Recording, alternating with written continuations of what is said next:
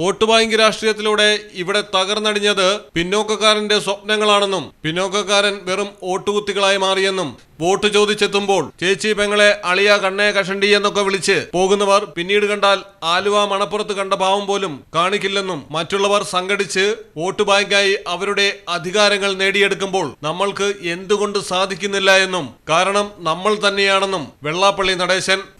എല്ലാവർക്കും വോട്ട് കൊടുക്കാൻ മാത്രം വിധിക്കപ്പെട്ടവരാണ്.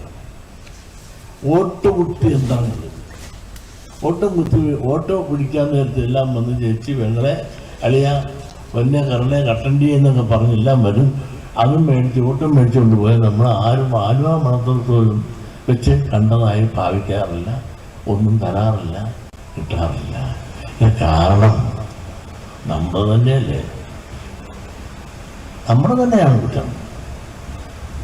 മറ്റുള്ളവരെ സംഘടിച്ച് വോട്ട് ബാങ്കായി നിന്നുകൊണ്ട് അവർ അധികാരങ്ങൾ പിടിച്ചെടുക്കുമ്പോൾ നമുക്ക് എന്തെങ്കിലും സംഘടിക്കാൻ സാധിക്കാതെ പോയി.